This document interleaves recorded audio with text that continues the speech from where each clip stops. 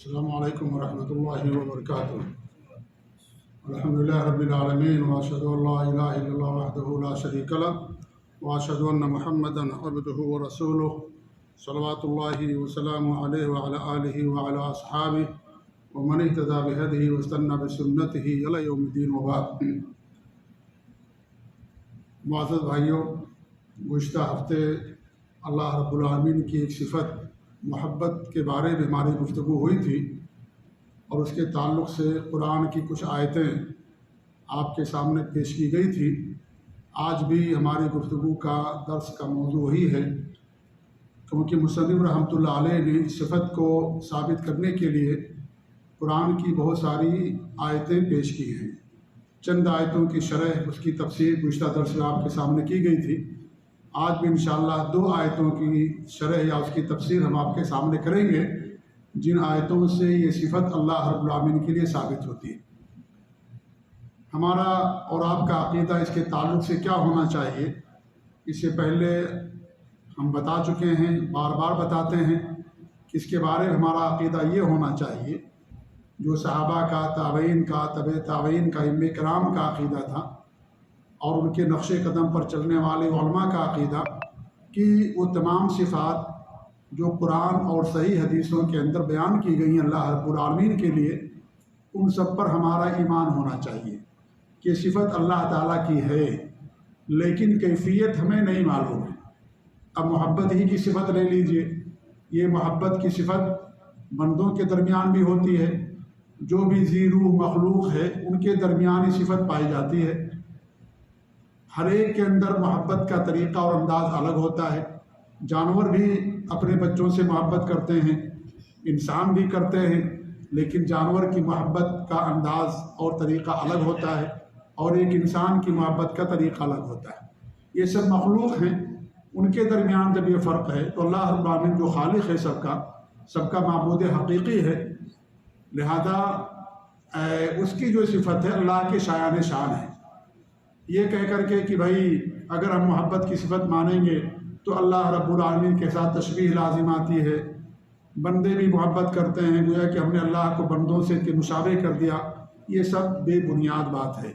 اللہ نے خود بیان کیا اپنے بارے میں، اور سب سے زیادہ اللہ کے بارے میں جاننے والا کون گزرا ہے؟ ہمارے نبی صلی اللہ علیہ وسلم گزرے ہیں۔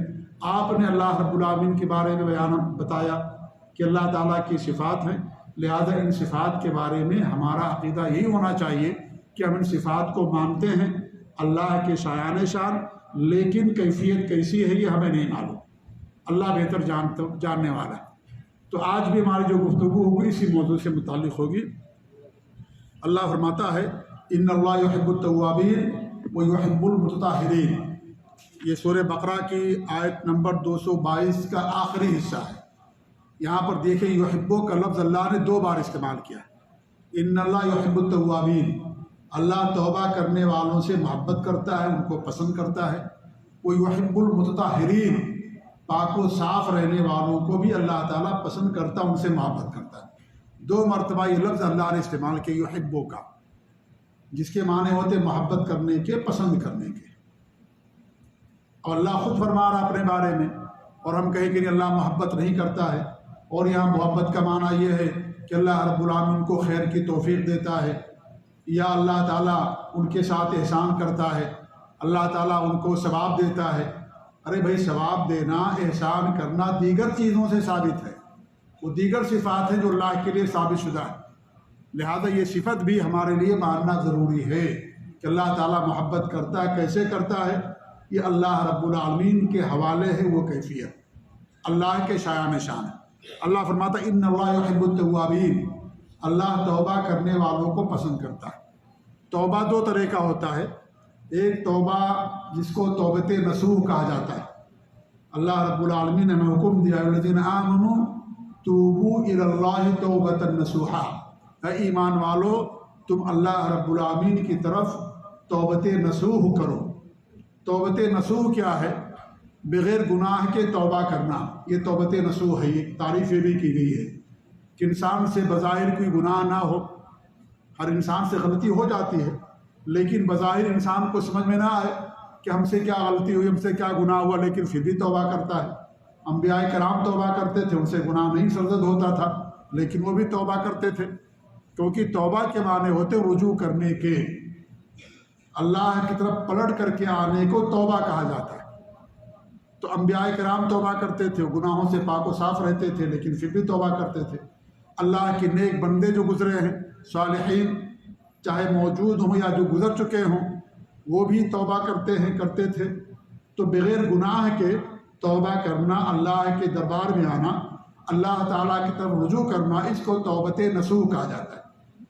ایک توبۃ نصوح یہ ہے کہ انسان ایسی توبہ کرے کہ گناہ کو کلی طور پر چھوڑ دے اور اس گناہ کی طرف کبھی بھی نہ جائے، اور اس طریقے سے جیسے آپ دودھ لیتے ہیں تو تھن کے اندر دوبارہ دودھ کا جانا ناممکن ہوتا ہے کہ اس تھن میں دوبارہ ہم دودھ کو داخل کر دے، نہیں کر سکتے۔ ایسے ہی بندہ جو توبہ کر لے جس گناہ سے، پھر زندگی بھر کبھی اس گناہ کے قریب نہ پھٹکے، اس کو بھی توبۃ نصوح کہا گیا۔ تیسری تعریف یہ کی گئی توبۃ نصوح یہ ہے کہ انسان ہر گناہ سے، تمام گناہوں سے توبہ کرے۔ یہ نہیں کہ ایک گناہ سے کر لیا دوسرے گناہ سے نہیں کیا، تمام گناہوں سے توبہ کرے، اس کو بھی توبۃ نصوح کہا گیا۔ تو ایک توبہ تو یہ ہے جو سب سے بہترین توبہ ہے، جس کا اللہ رب العالمین نے ہمیں حکم دیا ہے، اور ایک توبہ یہ ہے کہ انسان جو گناہ کرتا ہے یا کئی گناہ کرتا ہے، گناہ سے توبہ کر لے، دوسرے گناہ سے توبہ نہ کرے، اس کو بھی توبہ کہا جاتا ہے۔ جیسے کہ انسان رشوت لیتا ہے اور جھوٹ بھی بولتا ہے، وہ رشوت سے توبہ کرتا ہے لیکن جھوٹ سے توبہ نہیں کرتا، تو رشوت سے جو اس نے توبہ کیا ہے اس کی توبہ مانی جائے گی، جھوٹ کی سزا ملے گی، جھوٹ کا گناہ اس کو ملے گا، لیکن رشوت سے جو اس نے توبہ کیا ہے یہ توبہ مانی جائے گی۔ تو یہ بھی توبہ ہے کہ ایک گناہ سے توبہ کیا، دوسرے گناہ سے توبہ نہیں کر رہا ہے۔ لیکن توبۃ نصوح میں نے کیا کہا تھا کہ تمام گناہوں سے توبہ کرنا اور تمام گناہوں کو چھوڑ دینا، یہ توبۃ نصوح ہے۔ اللہ رب العالمین نے ہمیں باقاعدہ حکم دیا ہے توبہ کرنے کا، اور یہ توبہ کرنا واجب ہے۔ اللہ فرماتا ہے وَتُوبُوا إِلَى اللَّهِ جَمِيعًا أَيُّهَا الْمُؤْمِنُونَ، اے ایمان والو تم سب کے سب اللہ تعالیٰ کی طرف پلٹ کر کے آؤ، تم سب کے سب توبہ کرو، کیونکہ ہم سب محتاج ہیں، ہم سب گنہگار ہیں، اور گناہوں کو معاف کرنے والا اگر کوئی ہے تو صرف اور صرف اللہ رب العالمین ہے۔ اس لیے ہم سب کو اللہ تعالیٰ کے دربار میں پلٹ کر کے آنے کی ضرورت ہے۔ اگرچہ انسان کو یہ لگے کہ ہم نے بظاہر کوئی گناہ نہیں کیا ہے، لیکن اللہ کا احسان اتنا ہمارے اوپر ہے کہ ہمیشہ انسان کو توبہ کرتے رہنا چاہیے۔ ہر انسان سے کمی واقع ہوتی ہے، غلطی واقع ہوتی ہے، لہذا ہمیشہ انسان کو توبہ کرتے رہنا چاہیے۔ اگرچہ انسان سمجھے کہ میں تو نماز بھی پڑھتا ہوں، میں توحید پر ہوں، شرک نہیں کرتا، بدعت خرافات نہیں کرتا، بندوں کے حقوق ادا کرتا ہوں، اور اس طریقے سے بندوں کے بارے میں بہتر سوچتا ہوں، اچھی سوچ رکھتا ہوں، احسان کرتا ہوں، صلہ رحمی کرتا ہوں، یہ سب کرنے کے باوجود بھی انجانے میں بھی انسان سے غلطی ہو سکتی ہے، اور بہت ساری نیکیاں بھی باقی رہتی جو انسان نہیں کر پاتا ہے۔ اس لیے انسان کو ہمیشہ توبہ کر کے رہنا چاہیے۔ اس لیے اللہ رب العالمین نے بار بار ہمیں توبہ کرنے کا حکم دیا ہے۔ توبہ کی میرے بھائیوں شرطیں ہیں۔ توبہ صرف یہ نہیں ہے کہ ہم نے کہہ دیا اللہ تو مجھے معاف کر دے، میں توبہ کرتا ہوں، خلاص کہانی ختم ہو گئی۔ یا ہمارے یہاں جب بچہ غلطی کرتا ہے تو لوگ اس کو کان پکڑ کر کے اٹھواتے بٹھاتے ہیں، وہ کان پکڑ کر کے توبہ توبہ کر لیا، سمجھ گیا کہ ہم نے توبہ کر لیا۔ یا ہم میں سے بہت سارے بڑے لوگ بھی کرتے ہیں توبہ توبہ توبہ توبہ، کان پکڑیں گے توبہ توبہ، اور اسی کو لوگ توبہ سمجھتے ہیں۔ توبہ نہیں میرے بھائیوں، یہ توبہ نہیں ہے۔ سچی توبہ کیا ہے، صحیح توبہ کیا ہے، جو کتاب اللہ اور سنت رسول سے ثابت ہے، وہ توبہ یہ ہے جس کی شرطیں ہیں، اور شرطوں کا مطلب یہ ہوتا ہے کہ اس کا پایا جانا ضروری ہے۔ اگر وہ نہیں پایا جائے گا تو توبہ نہیں ہوگی۔ جیسے نماز کے لیے وضو شرط ہے، آپ اگر بغیر وضو کی نماز پڑھ لیں گے تو نماز ہوگی؟ نہیں ہوگی۔ آپ کتنی بھی نماز پڑھیں، کتنا بھی تہجد پڑھیں، نماز نہیں ہوگی، کیونکہ شرط نہیں پائی گئی، شرط نہیں پائی گئی، لہذا آپ کی نماز نہیں ہوگی، آپ کتنی بھی نماز پڑھیں۔ ایسے ہی آپ دن بھر میں 100 بار کہیں توبہ توبہ توبہ کان پکڑ کر کے، لیکن جو شرطیں ہیں وہ شرطیں نہ پائی جائیں تو اس کا مطلب یہ ہے کہ ہم نے توبہ کیا ہی نہیں۔ توبہ کی 5 شرطیں ہیں، 3 شرطیں تو سب کے ساتھ ہیں اور 2 شرطیں ایسی ہیں جو خاص ہیں۔ پہلی شرط یہ ہے کہ انسان اس گناہ کو فوراً چھوڑ دے، یہ سب سے پہلی شرط ہے، ٹھیک ہے؟ گناہ کا چھوڑ دینا، یہ نہیں کہ ہم توبہ کرتے رہیں، گناہ ہمیشہ کرتے رہیں، اسی گناہ کو کر رہے ہیں، چھوڑ نہیں رہے تو یہ تو مذاق ہو جائے گا، یہ تو صرف جو ہے ہنسی اور مذاق ہو جائے گا کہ انسان کہہ تو رہا ہے لیکن گناہ کو چھوڑ نہیں رہا ہے۔ تو ہمیں گناہ چھوڑنا ضروری ہے، کیسا بھی گناہ ہو، چاہے وہ شرک ہو، بدعات ہو، خرافات ہو، نماز سے دوری ہو، جیسا بھی گناہ، انسان اس گناہ کو فوراً چھوڑ دے۔ نمبر 2، اس پر اسے ندامت ہو، افسوس ہو کہ ہم سے یہ گناہ ہو گیا ہے، اسے شرمندگی ہو، ندامت ہو، یہ شرط ہے، یہ کیا یہ شرط ہے؟ اگر یہ چیز نہیں ہوگی تو ہمارا توبہ مطلب ہم نے توبہ کیا ہی نہیں۔ تیسری شرط یہ کہ عزم ہو، مکمل عزم، پختہ ارادہ کہ اب دوبارہ اس گناہ کے قریب ہم نہیں جائیں گے، اب وہ گناہ نہیں کریں گے، ہم نے جو کر لیا ہمیں اس پر افسوس ہے، اب اس گناہ کے قریب ہم نہیں جائیں گے، یہ بھی عزم ہونا چاہیے۔ 3 شرطیں ضروری ہیں، ٹھیک ہے؟ اور ایک شرط اور بھی ہے جو سب گناہوں، سب چیزوں کے ساتھ ہے کہ انسان توبہ کرنے میں مخلص ہو، خالص اللہ کے لیے توبہ کرے، ریاکاری مقصد نہ ہو، دکھاوا مقصد نہ ہو، خالص اللہ کے لیے توبہ کرنا۔ اسی لیے جب خالص توبہ اللہ کے لیے ہوگی تو انسان گناہ کو چھوڑ دے گا، چونکہ خالص اللہ کے لیے نہیں کرتا ہے وہ، اس لیے اپنے نفس کا اسیر رہتا ہے، اپنے نفس کا غلام رہتا ہے، وقتی طور پر کر دیا، کہہ دیا، لیکن موقع مل گیا پھر گناہ کو کر لیا، لیکن نہیں، تنہائی میں ہو گیا، کوئی دیکھنے والا نہیں، موبائل ہاتھ میں ہے، خلاص اب کوئی دیکھنے والا نہیں ہے، اب وہ موبائل میں نیٹ میں جو چاہتا ہے دیکھتا ہے، یوٹیوب پر، فیس بک پر۔ بہت بڑی آفت ہے یہ، اس نے گھروں کو برباد کر دیا، بچوں کو برباد کر دیا، بوڑھوں کو برباد کر دیا، اس چیز نے سب کو برباد کر کے رکھ دیا۔ انسان کنٹرول نہیں کر پاتا، نہیں کنٹرول کر پاتا، تنہائی میں ہوتا، موبائل اس کے پاس ہے، لاؤ دیکھتے ہیں کوئی چیز، اس کے بہانے انسان کیا کرتا ہے، دوسری چیزوں کے اندر چلا جاتا ہے، خبر کا بہانہ ہے، اور امتحان ہو رزلٹ کا بہانہ ہے، تیاری کا بہانہ ہے، ٹھیک ہے؟ تیاری کم ہوتی ہے، دوسری چیزوں میں انسان اپنا وقت زیادہ ضائع اور برباد کر دیتا ہے، خبر انسان کم دیکھتا اور سنتا ہے اور زیادہ چیزوں میں اپنا وقت زیادہ برباد کر دیتا ہے۔ ایسا بنا دیا گیا ہے کہ انسان کا دل اسی کی طرف ہمیشہ مائل رہتا ہے، نوجوان، بوڑھا، چھوٹا بچہ، 6 سال 7 سال کے بچے، میرے بھائیوں افسوس ہوتا ہے۔ ایک صاحب کہنے لگے کہ میرا موبائل میں لاک کر دیتا ہوں اور پاسورڈ نہیں بتاتا ہوں، لیکن 7 سال کا بچہ پتہ نہیں کیسے پاسورڈ پتہ کر لیتا ہے، اتنا ماہر ہو گیا ہے۔ جی ہاں، اتنا ماہر ہو جاتے ہیں بچے، آج کل کے بچے بڑے شارپ ہوتے ہیں ان چیزوں میں، دیگر چیزوں میں نہیں ہوتے ہیں، ان چیزوں میں زیادہ شارپ ہوتے ہیں، ان کا ذہن بہت تیز چلتا ہے، ان چیزوں میں بہت آگے ہوتے ہیں۔ جی ہاں، 7 سال کا 8 سال کا بچہ جسے صحیح طریقے سے موبائل بھی پکڑنا نہیں آنا چاہیے، وہ موبائل کے لاک کو کھول دیتا ہے، تمام اس میں جو مواقع ہیں اور جو تمام چیزیں ہیں، ویب سائٹس ہیں، سب پر چلا جاتا ہے، سب کو دیکھ لیتا ہے۔ جی ہاں، اور ہم بھی ایسے سست ہو گئے ہیں کہ ہم کہتے ہیں بچہ ہمارا رو رہا ہے، اس کو موبائل پکڑا دو، ماں اپنا جو ہے دوسروں سے بات کر رہی ہے، بچہ موبائل میں پڑا ہوا ہے، ماں کو صرف اتنی لگی ہوئی ہے کہ ہماری جان چھٹی ہوئی ہے، جو بھی بچہ ہمارا کر رہا اس کو کرنے دو، پریشان نہیں کر رہا، مجھے تنگ نہیں کر رہا ہے۔ اپنے آپ کو تنگ اور پریشان ہونے سے بچانے کے لیے ہم نے اس کو جو کھلونا دے دیا ہے، وہ کھلونا بہت خطرناک کھلونا ہے، وہ بارود ہے سمجھ لیجئے، وہ جو جلا کر کے خاک کر دینے والا، بہت خطرناک چیز ہے یہ۔ ہاں، بہت مجبوری انسان کے پاس ہے تو بچوں کو دے، کیونکہ بھئی آج ایسا دور آ گیا ہے کہ اس کے بغیر آپ جو ہے امتحان میں نہیں جا سکتے، یا اور بہت ساری چیزیں۔ تو جب بچہ میچورڈ ہو جائے اور اچھی بری کی تمیز ہو جائے، آپ اس کو دے دو موبائل، وقتی طور پر استعمال کرے، کوئی مسئلہ نہیں ہے، مجبوری ہے یہ۔ لیکن 7 سال کا 6 سال کا بچہ ہے، 5 سال کا بچہ ہے، ہم اس کو موبائل تھما دیں تاکہ ہمیں پریشان نہ کرے، ہمیں ڈسٹرب نہ کرے، ہم جو ہے جہاں چاہیں بات کریں، اس طریقے سے آج صورتحال ہے۔ اور میرے بھائیوں، اس نیٹ نے، اس موبائل نے کیا کر دیا، سب کو دور کر دیا، آج اپنوں کو دور کر دیا، قریب لوگوں کو دور، لوگوں کو قریب کر دیا ہے کہ نہیں ہے؟ 2 لوگ ساتھ میں بیٹھے ہوئے ہیں، ایک ہی فلائٹ میں، ایک ہی بس میں، بغل بغل سیٹ ہے، دونوں اپنے اپنے موبائل میں مگن ہیں، بغل والے کی کوئی خبر نہیں، اور جو موبائل میں مگن ہے پتہ نہیں دنیا کے آخری کونے کا بندہ ہے اس کے ساتھ بات چیت چل رہی ہے، اس کو دیکھ رہے، لیکن آپ کے بغل میں جو بیٹھا ہو جس کا حق ہے، آپ کا پڑوسی ہے، وہ اس کی کوئی خبر نہیں ہے۔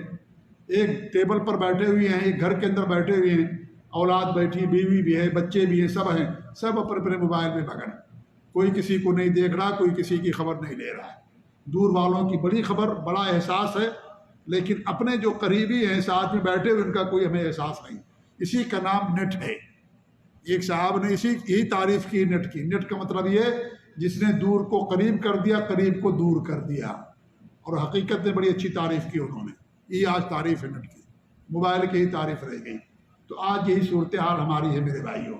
تو وہ بتائیے رہا تھا، توبہ سے ہماری گفتگو چل رہی تھی کہ انسان کو اپنے اعمال میں، توبہ میں، تمام باتوں کے اندر مخلص ہونا چاہیے، اور یہ ہر عبادت کے لیے شرط ہوتی ہے۔ توبہ کی ایک شرط یہ بھی ہے کہ اگر اس کا تعلق بندوں کے حقوق سے ہے تو حق واپس کر دینا، یا دنیا میں معاف کروا لینا، حق واپس کر دینا اس کو۔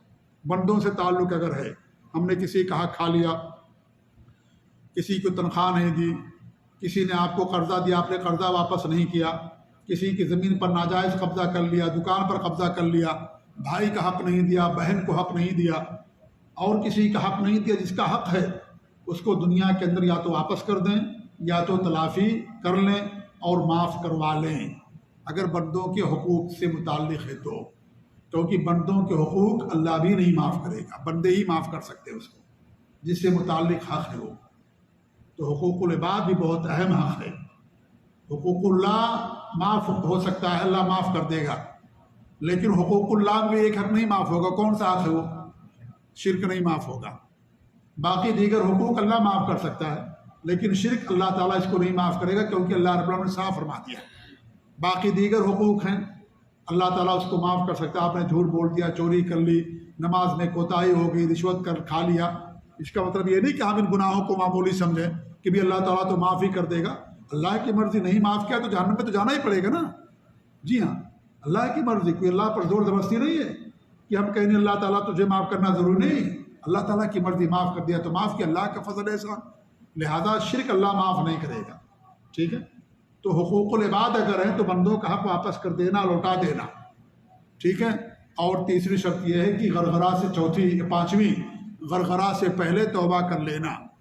غرغرہ یہ ہے کہ انسان کی روح نکلنا کا جب وقت آتا ہے، جھانکنے کا، جب سانس اکھڑنے لگتی ہے، اوپر نیچے انسان کی سانس ہوتے رہتی، اس سے پہلے توبہ کر لینا۔ اگر اس کے بعد آپ توبہ کریں گے تو توبہ قبول نہیں ہوگی۔ اللہ نے اس کا ایک وقت رکھا ہے، اور ایک عام وقت ہے، اور یہ قیامت سے متعلق ہے کہ سورج کا مغرب سے نکلنے سے پہلے توبہ کر لینا۔ اگر سورج مغرب سے نکل گیا تو توبہ کا دروازہ اللہ تعالیٰ بند کر دے گا۔ جی ہاں، تو یہ توبہ کی شرطیں ہیں۔ جب ساری شرطیں پائی جاتی ہیں تب انسان کی توبہ خالص توبہ بنتی ہے، اور تب اللہ تعالیٰ بندے کے گناہ کو معاف کرتا ہے۔ یہ ساری شرطیں جو ہے توبہ سے متعلق ہیں۔ اس کے بعد اللہ نے کیا فرمایا؟ وَيُحِبُّ الْمُتَطَہِّرِينَ، اللہ تعالیٰ پاک و صاف رہنے والوں کو پسند کرتا ہے۔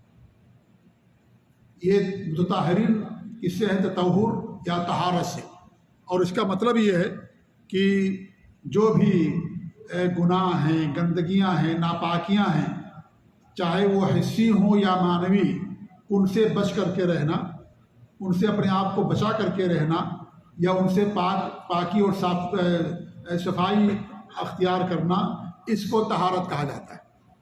اس لیے طہارت دو طرح کی ہوتی ہے۔ ایک حسی جو نظر آنے والی طہارت ہے، جیسے انسان ناپاک ہو گیا، اس کو کیا کرنا ہے؟ وضو کرنا پڑے گا، ہے کہ نہیں ہے؟ انسان ناپاک ہو گیا، یعنی ہوا خارج ہوگی مان لیجئے، یا اس کا وضو ٹوٹ گیا، پیشاب کر لیا، پیخانہ کر لیا، یہ بھی کیا ہے؟ یہ ناپاکی ہے، اس سے دوری اختیار کرنا ضروری ہے۔ نماز پڑھنے کے لیے آپ کو کرنا پڑے گا، وضو کرنا پڑے گا، طواف کرنا ہے آپ کو وضو کرنا پڑے گا، نماز پڑھنا وضو کرنا پڑے گا آپ کو۔ تو جو حصی ہے، انسان ناپاک ہو گیا، بیوی کے پاس گیا، یا نائٹ فال ہو گیا، اس کو کیا کرنا ہے؟ یا عورت کو حیض آتا ہے، نفاس، ولادت کے بعد کا خون، اس سے پاک ہونے کے لیے غسل کرنا پڑے گا۔ تو یہ ظاہری اور حسی ناپاکیاں ہیں، ان سے بھی انسان کو دور رہنا ہے، اور ناپاکی ہونے کے بعد انسان کو پاکی حاصل کر لینا چاہیے۔ جو پاک رہتے ہمیشہ، ایسے لوگوں سے اللہ تعالیٰ محبت کرتا ہے۔ اور ایک ناپاکی کیا ہوتی ہے؟ معنوی، جو نظر نہیں آتی، جیسے گناہ ہے، ٹھیک ہے، یا دل کی گندگیاں ہیں، دل کی ناپاکیاں ہیں، دل میں نفاق ہے، دل میں کفر ہے، ریاکاری ہے، حسد ہے، بغض ہے، عداوت ہے، ان تمام چیزوں سے دلوں کو ہمیں پاک و صاف رکھنا چاہیے۔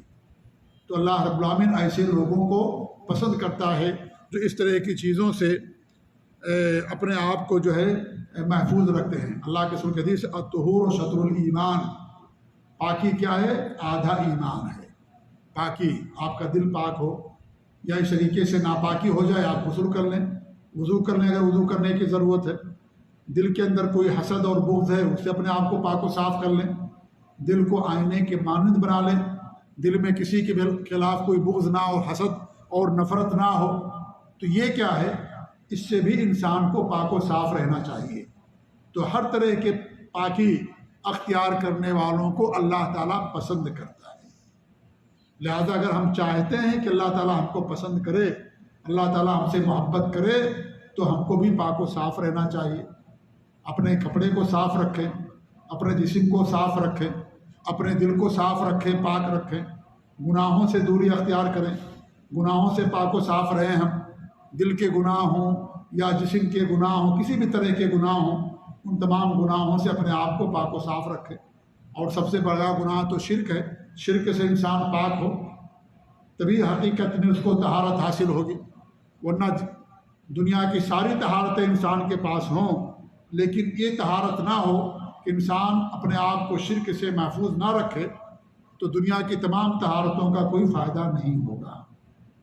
اس لیے سب سے زیادہ ضروری ہے کہ انسان کے پاس یہ طہارت ہونی چاہیے کہ انسان کے عمل میں شرک نہ ہو، عقیدے میں انسان کے شرک نہ ہو، کیونکہ شرک کو اللہ رب العالمین کبھی نہیں معاف کرے گا۔ یہ سب سے بڑی نجاست ہے، یہ سب سے بڑی ناپاکی ہے، یہ سب سے بڑی گندگی ہے، یہ اس سے بڑی کوئی گندگی نہیں ہے روئے زمین پر شرک سے۔ آپ کا کپڑا ناپاک ہو گیا، آپ دھل لیجئے، صاف ہو گیا کپڑا، آپ غسل کر لیے، صاف ہو گئے، لیکن شرک اگر ہے آپ کے عمل میں، آپ کا کپڑا کتنا بھی صاف ستھرا کیوں نہ ہو، اس کا کوئی فائدہ نہیں ہوگا۔ آپ کتنے خشوع و خضوع کے ساتھ نماز پڑھیں، کتنی پابندی کے ساتھ پڑھیں، تہجد گزار ہوں، تمام نیکیاں آپ کرنے والے ہوں، لیکن یہ چیز آپ کے پاس نہ ہو، تو آپ کے ان تمام نیکیوں کا اللہ کے دربار میں کوئی فائدہ نہیں ہوگا، کوئی فائدہ نہیں ہوگا۔ تو سب سے بڑی طہارت یہ ہے کہ انسان اپنے اعمال کو، اپنے عقیدے کو، اپنی عبادتوں کو شرک سے پاک رکھے، یہ سب سے بڑی طہارت ہے۔ اسی طہارت پر آپ کے دیگر اعمال کی قبولیت کا دار و مدار۔ اس کے بعد ایک آیت اور پڑھتے ہیں، اور یہ ایسی آیت ہے جو بارہا آپ لوگوں نے سنی ہوگی۔ یہ سورہ آل عمران کی آیت نمبر 31 ہے۔ اللہ فرماتا ہے قُلْ إِن كُنتُمْ تُحِبُّونَ اللَّهَ فَاتَّبِعُونِي يُحْبِبْكُمُ اللَّهُ وَيَغْفِرْ لَكُمْ ذُنُوبَكُمْ۔ اے نبی صلی اللہ علیہ وسلم، آپ فرما دیجئے، ارشاد فرما دیجئے کہ اگر تمہیں اللہ تعالیٰ سے محبت ہے، فَاتَّبِعُونِی، میری اتباع کرو، میری پیروی کرو، يُحْبِبْكُمُ اللَّهُ، اللہ تمہیں اپنا محبوب بنا دے گا، تم سے محبت کرے گا۔ یہاں بھی ثابت ہوا کہ اللہ تعالیٰ محبت کرتا ہے۔ وَيَغْفِرْ لَكُمْ ذُنُوبَكُمْ، دوسرا یہ فائدہ ہوگا کہ اللہ تمہارے گناہوں کو معاف کر دے گا۔ اللہ تعالیٰ سے محبت کے لیے ہمیں کیا کرنا ہے؟ اس کے نبی کی اتباع اور پیروی کرنی ہے، کیونکہ نبی کی اتباع اللہ کی اتباع ہوتی ہے، نبی کی اطاعت اللہ کی اطاعت ہوتی ہے۔ وَمَن يُطِیعِ الرَّسُولَ فَقَدْ أَطَاعَ اللَّهَ، جسے رسول کی اطاعت کی اس نے اللہ تعالیٰ کی اطاعت کی، جسے نبی کی نافرمانی کی اس نے اللہ کی نافرمانی کی۔ اللہ کی محبت حاصل کرنے کا ذریعہ اور سبب کیا ہے؟ ایک، نبی کی اتباع اور پیروی کرنا، نبی کے نقش قدم پر چلنا۔ اس کے بہت سارے اسباب ہیں اللہ کی محبت حاصل کرنے کے، ان میں سے ایک اہم سبب ہے نبی کی اتباع اور نبی کی پیروی کرنا، نبی کی تعلیمات کے مطابق عمل کرنا۔ جس طریقے سے نبی نے حکم دیا ہے، نبی کے تمام حکموں پر عمل کرنا، نبی نے جن چیزوں سے دور رہنے کا حکم دیا ان تمام چیزوں سے دور رہنا۔ اللہ تعالیٰ کی بات ویسی ہی کرنا جیسے نبی نے کی ہے. نبی نے جو کچھ بتایا ہے نبی کی تصدیق کرنا کہ ہاں نبی نے سچ فرمایا ہے. وہ ساری چیزیں واقع ہوئیں یا واقع ہوں گی. نبی صادق اور مصدوق ہیں، برحق ہیں، اللہ تعالیٰ کی طرف سے ہیں، اپنی طرف سے کچھ نہیں کہتے، اللہ تعالیٰ کے حکم اور وحی کے مطابق ہی کہتے ہیں. وَمَا يَنطِقُ عَنِ الْهَوَىٰ إِنْ هُوَ إِلَّا وَحْيٌ يُوحَىٰ. نبی کی طرف جو وحی آتی ہے وہی ہمارے نبی فرماتے ہیں. تو اللہ تعالیٰ کی محبت حاصل کرنے کا ایک بڑا ذریعہ نبی کی اتباع اور پیروی کرنا ہے. اللہ تعالیٰ کی محبت نبی کی مخالفت سے حاصل نہیں ہوگی. اللہ تعالیٰ کی محبت نبی کے بارے میں غلو کرنے سے حاصل نہیں ہوگی. نبی کے مقام کو اونچا کر دینے سے اللہ تعالیٰ کی محبت حاصل نہیں ہوگی. اللہ نے جو نبی کا مقام دیا ہے وہ مقام آخری مقام ہے. اس سے اگر اونچا کریں گے تو نبی کی شان میں غلو یہ حرام ہے. یہ ہمارے نبی صلی اللہ علیہ وسلم نے اس سے منع فرمایا. لا تطرونی کما اطرت النصارى عیسی ابن مریم. اے لوگوں میرا مقام اونچا نہ کر دینا جیسا کہ عیسیٰ بن مریم کے مقام کو نصارہ نے اونچا کر دیا اور ان کے مقام کو آگے بڑھا دیا، ان کی شان میں غلو کیا. فإنما أنا عبد، میں اللہ کا بندہ ہوں، غلام ہوں اللہ کا، مجھے اللہ کا بندہ اور اس کا رسول کہو. یہ ہمارے نبی کا درجہ. آپ اللہ کے بندے ہیں، اللہ کے نبی ہیں، اللہ کے رسول ہیں، ساتھ ہی ساتھ اللہ کے رسول بھی ہیں، بندے بھی ہیں. اب اللہ کے نبی کی شان میں غلو کرتے، کوئی کہے کہ آپ عالم الغیب ہیں، کوئی آپ کی بشریت کے انکار کر دے کہ آپ بشر ہی نہیں ہیں، آپ عالم الغیب ہیں، غیب کو جاننے والے ہیں. یہ سب اس سے اللہ تعالیٰ کی محبت نہیں حاصل ہوگی. یہ سب کیا ہے؟ نبی کی شان میں غلو کرنا حرام اور ناجائز ہے. یہ اللہ کے رسول صلی اللہ علیہ وسلم نے ہمیں اس سے منع فرمایا. آج ہمارے یہاں کی بڑا طبقہ ہے جو اللہ کے رسول کے بارے میں عقیدہ رکھتا ہے کہ آپ بشر نہیں ہیں، آپ عالم الغیب ہیں، آپ ما کان وما یکون، جو ہوا جو کچھ ہونے والا ہے تمام چیزوں کی خبر رکھتے ہیں. اور صرف ہمارے نبی کے بارے میں نہیں، اور بھی لوگوں کے بارے میں ان کا عقیدہ ہے، اپنے پیروں، ولیوں، فقیروں اور مرشدوں کے بارے میں سب کچھ وہ جانتے ہیں، سب کچھ وہ ان کے ہاتھ میں ہے، غیب کی کنجیاں ان کے ہاتھ میں ہیں، سب کچھ وہ دنیا انہی سے چلتی ہے. 4 لوگ ہیں، 4 اقطاب جن سے دنیا قائم ہے. یہ کون لوگ ہیں؟ یہ جو بدعقیدہ لوگ ہیں، اس طرح کا عقیدہ رکھتے ہیں. وہ 4 اقطاب کون ہیں؟ اس امت کے لوگ ہیں. دنیا تو اس سے پہلے سے قائم ہے، تب کیسے دنیا قائم تھی بھائی؟ وہ اقطاب تو بھی پیدا ہوئی ہے، پہلے نہیں تھے اقطاب. وہ قطب لوگ، ان میں عبد القادر جیلانی بھی ہیں، لوگ کہتے ہیں. جی ہاں، جس عبد القادر جیلانی کی پوری زندگی توحید اور سنت کی نشر و اشاعت میں گزری، اسی امام اور اسی ایک متقی اور موحد شخص کو لوگوں نے کیا سے کیا بنا دیا کہ ان سے دنیا قائم ہے. ایک پایا وہ بھی ہیں. دنیا 4 ستونوں پر قائم ہے، 4 قطب پر. ان میں سے ایک عبد القادر جیلانی بھی ہیں. عبد القادر جیلانی سے پہلے دنیا نہیں تھی. عبد القادر جیلانی دنیا سے چلے گئے، ان کی وفات ہو گئی. کیا دنیا قائم نہیں ہے؟ ان کی پوری زندگی گزری توحید کی اشاعت میں. ان کی کتاب غنیۃ الطالبین عربی زبان میں ہے. ہمارے یہاں کے لوگوں نے ترجمہ کیا تو غلط ترجمہ کر دیا. اس کتاب کو شرک کا مرکز بنا دیا، شرک اور بدعات اور خرافات اس کے اندر ڈال دی، غلط ترجمہ کر دیا. کیونکہ بیچارے لوگ عربی تو جانتے نہیں ہمارے یہاں، کیا سمجھیں گے وہ؟ تو جیسا چاہو ویسا ترجمہ کر دیا. جیسے قرآن کا منمانی ترجمہ کرتے ہیں، منمانی تفسیر کرتے ہیں. بیچارے لوگوں کو عربی تو معلوم نہیں ہے، اس لیے لوگوں کو دھوکہ دے دیتے ہیں، بہکاوے میں لوگ آ جاتے ہیں. دیکھو یہ ان کی کتاب ہے، حالانکہ ان کی اصلی کتاب پڑھیے غنیۃ الطالبین. ماشاء اللہ شروع سے آخر تک توحید ہی توحید، سنت ہی سنت. اس کے اندر بدعات اور خرافات کے خلاف ننگی تلوار تھے. وہ کتاب بھی ننگی تلوار ہے بدعات اور خرافات اور شرک کے خلاف. لیکن اسی کتاب کو لوگوں نے شرک کا منبع بنا دیا. نعوذ باللہ من ذالک. ایسا دھوکہ دیتے ہمارے یہاں کے لوگ. اللہ تعالیٰ ان کے جال سے، ان کے مکر سے، ان کی سازش سے پوری امت مسلمہ کو محفوظ رکھے. تو ایسے لوگ ہمارے یہاں جو خود نہیں بدلتے، قرآن کو بدل دیتے، دین کو بدل دیں گے، حدیثوں کو بدل دیں گے، ڈنڈی ماریں گے ترجمہ کرنے میں. آپ کو عربی آتی نہیں، کیا کریں گے آپ؟ تو اس طریقے کی صورتحال ہے. تو بدعات اور خرافات سے دوری یہ نبی سے محبت کی دلیل ہے. بدعات کرنا یہ نبی سے محبت کی پہچان نہیں ہے. عید میلاد النبی منانا، شب برات منانا، رجب کے کوڈے بنانا، نماز سے پہلے زبانی نیت کرنا، یا نماز کے بعد اجتماعی دعا کرنا، اپنے سر پر ہاتھ رکھ کر کے جو یا قوی کہنا، یا اس طریقے سے قرآن خوانی کرنا، تیجا اور چہلم پنجم کرنا، یہ ساری بدعات اور خرافات ہیں، ساری چیزیں خرافات ہیں۔ یہ سب کرنا نبی سے محبت کی پہچان نہیں ہے۔ نبی سے محبت کی پہچان اتباع ہے، آپ کی پیروی کرنا ہے، آپ کے لائے ہوئے طریقے کے مطابق زندگی گزارنا۔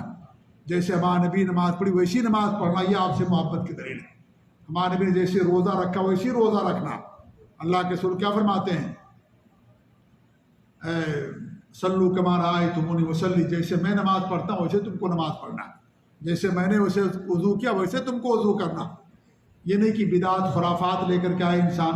ہمارے یہاں بہت سارے لوگ وضو کرتے ہیں، کیا کرتے ہیں؟ گردن پر مسح کرتے ہیں۔ گردن پر مسح کرنا کسی بھی حدیث سے ثابت نہیں ثابت ہے۔ زبان سے پہلے لوگ نیت کرتے ہیں وضو کرنے کی، یا نماز کی نیت کرتے ہیں، ساری چیزیں بدعات ہیں، یہ ثابت نہیں ہے ہمارے نبی صلی اللہ علیہ وسلم سے۔ جی ہاں، تو اس طریقے سے آپ دیکھیے، وضو وہی جو ہمارے نبی نے کیا، نماز وہی جو ہمارے نبی نماز پڑھی ہے، اس کے اندر کسی چیز کا اضافہ کرنا اپنی طرف سے، یہ سب بدعات اور خرافات ہیں۔ ہمارے نبی صلی اللہ علیہ وسلم ہمیشہ لوگوں کو بدعات اور خرافات سے منع کیا کرتے، ہر خطبے میں کہتے تھے فَإِنَّ خَيْرَ الْحَدِيثِ كِتَابُ اللَّهِ وَخَيْرَ الْهَدِيِ هَدْيُ مُحَمَّدٍ صلی اللہ علیہ وسلم۔ سب سے بہتر حدیث اللہ تعالیٰ کی کتاب قرآن، سب سے بہتر طریقہ نبی صلی اللہ علیہ وسلم کا طریقہ۔ اس طریقے کو چھوڑ کر کے دوسرا طریقہ، اپنا طریقہ لا کر کے پیش کر دینا، اس میں گڑبڑ کر دینا، یہ نبی سے محبت کی پہچان نہیں ہے۔ پھر کیا فرماتے تھے؟ وَإِيَّاكُمْ وَمُحْدَثَاتِ الْأُمُورِ، تم نئی نئی چیزوں سے بچو، کیونکہ ہر نئی چیز بدعت ہے، اور ہر بدعت گمراہی ہوتی ہے، اور گمراہی انسان کو جہنم کے اندر لے جانے والی۔ ہمیشہ آپ صلی اللہ علیہ وسلم پڑھا کرتے تھے۔ تو بدعت کرنا یہ نبی سے محبت کی دلیل نہیں ہے، یہ تو شیطان سے محبت کی دلیل ہے۔ ہمارے نبی صلی اللہ علیہ وسلم بدعت سے بڑی نفرت کرتے تھے، سلف صالحین صحابہ نفرت کرتے تھے، اس لیے ہمیشہ بدعت سے دور رہنے کی تلقین کیا کرتے تھے۔ تو نبی سے محبت کی پہچان یہ ہے کہ آپ کی اتباع کرنا، فاتبعونی، میری اتباع کرو، میری پیروی کرو، جو حدیث و ثابت ہے اس پر عمل کرو، جو نہیں ثابت اس کو چھوڑ دو۔ دین یا آباء و اجداد کے طریقے پر عمل کرنے کا نام نہیں ہے، دین کتاب اللہ اور سنت رسول کا نام۔ ہمارے نبی صلی اللہ علیہ وسلم فرماتے ہیں، ایک حدیث آتی ہے کہ ہمارے نبی صلی اللہ علیہ وسلم کے پاس کچھ فرشتے آئے، تو لوگوں نے، فرشتوں نے کیا کہا؟ اس نبی کی ایک مثال ہے۔ اور مثال کیا ہے؟ انہوں نے مثال بیان کیا، اور مثال یہ بیان کیا کہ مثال یہ ہے کہ ان کی کہ اس آدمی کے طریقے سے جس نے کوئی گھر بنایا، یہ بخاری مسلم کی روایت ہے، گھر بنایا، اور گھر بنانے کے بعد انہوں نے کیا کیا؟ اس گھر کے اندر کھانا رکھا، دسترخوان بچھایا، اور انہوں نے بھیجا داعی لوگوں کو کہ جاؤ لوگوں کو بلا کر کے لے کر کے آؤ۔ جس نے داعی کی بات قبول کر لی وہ آیا، گھر میں داخل ہوا، کھانا بھی کھایا، دسترخوان سے فائدہ بھی اٹھایا۔ جس نے داعی کی بات مان لیا، اور جس نے داعی کی بات نہیں مانی، داعی کہتے ہیں بلانے والے کو، جیسے آپ کسی کو بھیجے کہ بھائی جاؤ فلاں کو بلا کر کے لے کر کے آؤ، دسترخوان کی طرف فلاں کو لے کر کے آؤ، یا آج کل میسج ہوتا ہے واٹس ایپ پر رسالہ لوگ بھیج دیتے ہیں، لیکن ایک میسج بناتے ہیں اور اس کو واٹس ایپ پر بھیج دیتے ہیں، شادی ہے، عقیقہ ہے، ولیمہ ہے، یا کوئی دعوت رکھے ہیں، ایک بنائیں گے فارمیٹ اور اس کو لوگوں کے پاس بھیج دیں گے کہ بھیا آپ کی دعوت ہے فلاں جگہ فلاں ٹائم پر، ٹھیک ہے، میسج بھیج دیا جاتا ہے۔ پہلے زمانے میں چیز نہیں تھی، آدمی بھیجتے تھے کہ جاؤ بھائی فلاں کی دعوت، ان کو بتا کر کے آؤ، موبائل نہیں تھا، لوگ اب پہلے جو ہے گاؤں دیہات میں بھی دیکھیے، پہلے زمانے میں، اب تو ختم ہو رہا دھیرے دھیرے، باقاعدہ شادی ہوتی تھی تو آدمی بھیجتے تھے، لیکن اس کو جو ہے کچھ دے کر کے بھیجتے تھے۔ ہمارے یہاں جو ہے اس کو وہ کیا نام ہے، ہلدی دے کر کے بھیجتے تھے۔ اب لوگوں کے علاقے میں پتہ نہیں کیا تھا، ہلدی دیتے تھے اس کو، اور وہ کتنے لوگوں کو دعوت دینا ہے، 50 لوگوں کو 50 ہلدی دیتے تھے اس کو، اور بتاتے فلاں فلاں گاؤں میں فلاں فلاں آدمی کو دینا ہے، تاریخ بتاتے تھے جا کر کے۔ کبھی کبھی آدمی بھول جاتا تھا، کسی دوسرے کو دے دیتا تھا، یا تاریخ بھول جاتا تھا، ایک دن پہلے ایک دن بعد میں آ جاتے تھے، یہ بھی ہوتا تھا، ایسا ہوتا تھا۔ تو یہ چیزیں ہوتی تھی تو آدمی بھیجتے تھے۔ تمہارے بھی فرماتے ہیں، فرشتوں نے فرمایا کہ یہ مثال ہے۔ تو لوگوں نے کہا کہ جو اس کو اور واضح سمجھاؤ، اس کی تعویل کیا ہے، اس کا مقصد کیا ہے؟ تو انہوں نے کہا کہ اس کا مقصد یہ ہے کہ اللہ رب العالمین نے جنت بنائی. جنت اللہ تعالیٰ کا گھر ہے، اللہ نے بنایا، اور اللہ نے اس جنت کی نعمتوں کو پانے کے لیے انبیاء کو دنیا کے اندر بھیجا، جس کی آخری کڑی ہمارے نبی صلی اللہ علیہ وسلم تھے. آپ دائی تھے نا، اللہ رب العالمین نے آپ کو دائی بنا کر بھیجا. داعی اللہ بإذنہ وسراجا منیرا. اللہ نے آپ کو دائی بنا کر کے بھیجا، اللہ کے دین کی طرف بلانے والا بنا کر کے بھیجا. آپ دائی تھے، آپ لوگوں کو بلاتے آؤ اس گھر کی طرف، جنت کی طرف آؤ، جنت کی طرف آؤ. جس نے آپ کی بات مان لیا وہ آیا اور جنت مل گئی اس کو، جنت کی نعمتوں سے مالا مال ہو گیا. جس نے انکار کر دیا نہ جنت میں گیا نہ جنت کی نعمتیں اس کو ملی. تو کہا یہ اس کی مثال ہے. اللہ نے گھر بنایا، اس گھر کی طرف بلانے کے لیے نبی صلی اللہ علیہ وسلم کو بھیجا. جو نبی کی بات مانا جنت میں داخل ہوگا، جو نہیں مانے گا جنت میں نہیں داخل ہوگا. ایک حدیث میں فرماتے ہیں کل امتی یدخلون الجنت الا من ابا. ہماری امت کا ہر بندہ جنت میں داخل ہوگا مگر جس نے میرا انکار کیا. لوگوں نے کہا ومن یابا یا رسول اللہ، آپ کی بات کا انکار کون کر سکتا ہے؟ یعنی یا جنت میں داخل ہونے سے انکار کون کر سکتا ہے؟ آپ نے کہا جو انکار کرے گا جنت میں جانے سے وہی جنت کے اندر نہیں جائے گا، باقی ہماری امت کا ہر فرد جنت میں جائے گا. لوگوں نے کہا کہ بھائی جنت میں جانے سے کون انکار کر سکتا ہے؟ نبی صلی اللہ علیہ وسلم، جنت میں جانا ہر انسان کی خواہش ہے، جنت اسے ملے، ہر انسان جنت چاہتا ہے، جنت میں جانے سے انکار کون کرے گا؟ تو آپ نے کیا فرمایا؟ من اطاعنی دخل الجنہ ومن عصانی فقد ابا. جس نے میری اتباع کی، میری اطاعت کی، وہ جنت میں داخل ہوا، اور جس نے میری نافرمانی کی اس نے جنت میں داخل ہونے سے انکار کر دیا. اللہ کے رسول کی نافرمانی کر کے انسان جنت کا حقدار نہیں بن سکتا. آپ کی سنتوں کو چھوڑ کر کے، آپ کی تعلیمات کو چھوڑ کر کے، آپ کے طور طریقے کو چھوڑ کر کے انسان جنت کا حقدار نہیں بن سکتا. گویا کہ اس نے جنت کا انکار کر دیا، جنت میں نہیں جانا چاہتا ہے. جنت میں جانے کے لیے نبی کی تعلیمات پر عمل کرنا ضروری ہے، نبی کے نقش قدم کی پیروی کرنا ضروری ہے. فاتبعونی، میری اتباع کرو، میرے بتائے ہوئے طریقے پر چلو، جو میں نے تم کو بتایا، جو راستہ چھوڑ کر کے میں جا رہا ہوں. ہمارے بھی کیا فَإِنَّ خَيْرَ الْحَدِيثِ کتاب اللہ وَخَيْرَ الْهَدْيِ هَدْيُ مُحَمَّدٍ صلی اللہ علیہ وسلم. سب سے بہتر حدیث اللہ تعالیٰ کی کتاب اور سب سے بہتر طریقہ محمد صلی اللہ علیہ وسلم کا طریقہ. آپ سے بہتر طریقہ کسی کا نہیں ہے. اس پورے طریقے کو اپنانا ہے، یعنی کہ کچھ لے لیا کچھ چھوڑ دیا، کچھ طریقہ لے لیا کچھ چھوڑ دیا. یہ ہو رہا ہے کہ نہیں ہے؟ کچھ طریقہ لیا اور کچھ اپنا ملا دیا اس کے اندر. نہیں، خالص ہونا چاہیے نبی کا طریقہ.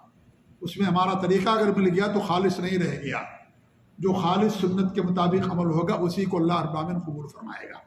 تو اللہ فرماتا فاتبعونی، آپ فرما دو کہ میری اتباع کرو، یحببکم اللہ، اللہ رب العالمین تمہیں اپنا محبوب بنا لے گا. اس لیے میرے بھائیو، نبی سے محبت کی پہچان آپ کی سنتوں پر عمل کرنا، بدعات سے دوری اختیار کرنا. بدعات کرنا یہ نبی سے محبت کی دلیل نہیں ہے. یہ ایسے لوگوں کو اللہ کے رسول صلی اللہ علیہ وسلم اپنے حوض سے بھی بھگا دیں گے. قیامت کے دن آپ کے پاس آئیں گے، جب فرشتے بھگائیں گے تو کہیں گے ہماری امت کے لوگ ہیں. کیسے پہچانیں گے؟ وضو کے نشانات سے. جو بدعتی ہوتا ہے وہ بھی نماز پڑھتا ہے کہ نہیں پڑھتا ہے؟ پڑھتا ہے نماز، وہ زکوٰۃ بھی دیتا ہے، حج بھی کرتا ہے، روزہ بھی رکھتا ہے، قربانی بھی کرتا ہے وہ، ایسا نہیں کہ نہیں کرتا وہ، لیکن بدعات بھی کرتا ہے. تو اس کے وضو کی وجہ سے اس کے ہاتھ پاؤں چمک رہے ہوں گے قیامت کے دن. یہ سنت پر عمل کرنے کا اتنا فائدہ ہوگا اس کو، وضو کرنے کی وجہ سے فائدہ ہوگا اسے کہ وہ پہچانا جائے گا کہ نبی کی امت کا ہے یہ. تو ہمارے نبی صلی اللہ علیہ وسلم کہیں گے آنے دو ان کو، آنے دو، ہم ان کو پانی پلائیں گے، ہمارے حوض سے ان کو پانی ملے گا. تو فرشتے کیا کہیں گے؟ نہیں، وہ لوگ ہیں جنہوں نے آپ کے بعد دین کے اندر نئی چیزیں پیدا کر دی تھیں، بدعات کرنا شروع کر دیا تھا. تمہارے بھی ان کو بھگا دیں گے، کہیں گے جاؤ سوکن تمہارے لیے بربادی ہو، تمہارے لیے دوری ہو. تو میرے بھائیوں، بدعات کرنا یہ نبی سے محبت کی دلیل نہیں. آج ہمارے یہاں لوگوں نے ہی پیمانہ بنا لیا. اگر آج یہ ساری چیزیں آپ بدعات نہیں کریں گے تو لوگ کہیں گے آپ گستاخ رسول ہیں، آپ رسول کو نہیں مانتے، اولیاء کو نہیں مانتے، ائمہ کو نہیں مانتے. یہی لوگوں نے آج معیار بنا لیا. بدعات کیجئے، چہلم پنجم جتنی بدعات ہے ہمارے ملکوں کے اندر، چاہے وفات کے تعلق سے ہو یا ولادت کے تعلق سے ہو، جنازے کے تعلق سے ہو، نمازوں کے تعلق سے ہو، ہر مسئلے کے اندر لوگوں نے بدعات ایجاد کر لیا.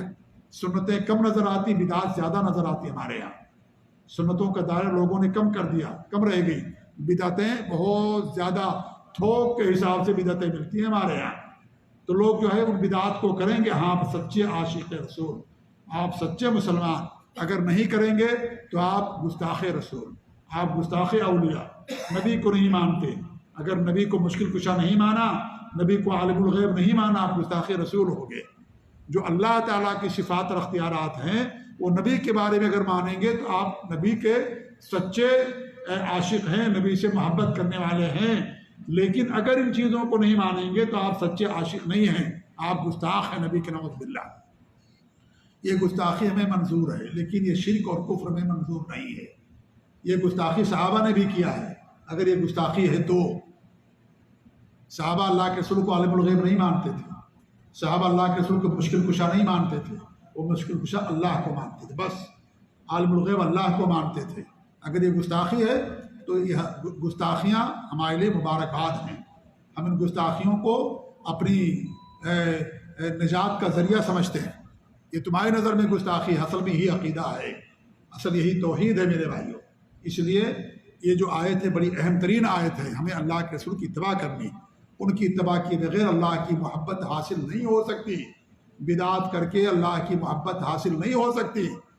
یہ لکھ لیجئے آپ لوگ، پوری دنیا لکھ لے اس بات کو، ہم بدعات کر کے اللہ کی محبت حاصل نہیں کر سکتے۔ کتنا بھی آپ کر لیں، کتنا بھی صدقات و خیرات زکوٰۃ سب کچھ کر لیں، اگر بدعات و خرافات کرتے ہیں اللہ کی محبت حاصل نہیں ہوگی۔ نبی کی اتباع کر کے ہی، نبی کی سنتوں پر چل کر کے ہی آپ کیا کریں گے، اللہ کی محبت حاصل کر سکتے ہیں۔ محبت بھی حاصل ہوگی، اللہ تعالیٰ ہمارے گناہوں کو معاف بھی کرے گا۔ وَيَغْفِرْ لَكُمْ ذُنُوبَكُمْ، اللہ تعالیٰ تمہارے گناہوں کو معاف کرے گا۔ کہنے کا مقصد یہ ہے کہ اس آیت کریمہ سے بات ثابت ہوتی ہے کہ اللہ تعالیٰ لوگوں سے محبت کرتا ہے۔ کن سے؟ سنتوں کی پیروی کرنے والے، نبی کی اتباع کرنے والوں سے اللہ تعالیٰ محبت کرتا ہے۔ بدعات اور خرافات کرنے والوں سے اللہ نفرت کرتا ہے، ایسے لوگوں سے اللہ تعالیٰ محبت نہیں کرتا ہے۔ اللہ تعالیٰ دعا کہ اللہ رب العالمین ہمیں نبی کی سچی اتباع کرنے کی توفیق دے، اپنے نبی کی سنتوں پر اللہ تعالیٰ قائم رکھے، اور بدعات اور خرافات سے، شرک سے اللہ تعالیٰ ہم سب کو محفوظ رکھے، آمین۔ وصلی اللہ علیہ محمد وعلی آلہ وصحبہ اجمعین، وجزاکم اللہ خیر، والسلام علیکم ورحمۃ اللہ وبرکاتہ۔